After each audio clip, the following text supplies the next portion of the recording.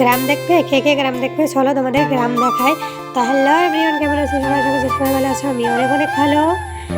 তো আমি mini blog কথা মানে ছাড়ি না, আমি ব্লগ ভিডিও বানাই না, তো প্রথম বানাচ্ছি, তোমরা দেখো একটু কেমন হয়েছে। আর আজকে তোমাদের সাথে আমি শেয়ার করবো আমাদের বাড়ির ফ্যামিলি, নিউ ফ্যামিলি মেম্বার্স।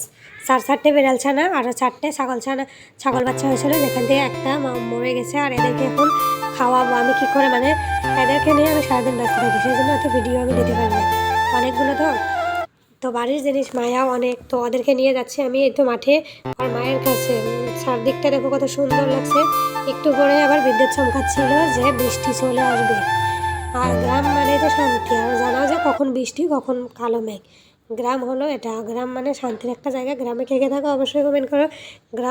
গ্রামের পরিবেশটা কিন্তু আমার দারুণ লাগে। তো এদিকে আমাদের লাউ শাক গাড়া হয়েছে, লাউ শাক বীজগুলো অলরেডি বেরিয়ে গেছে, আর শসা শাকগুলো বেরিয়েছে।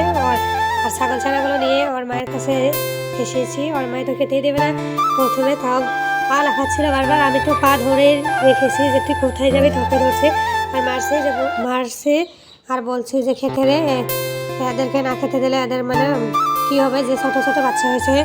তো আকাশটা অনেক কালো হয়ে গেছে, বললাম তো যে গ্রামে থাকলে বোঝা যায় কখন বৃষ্টি কখন রোদ।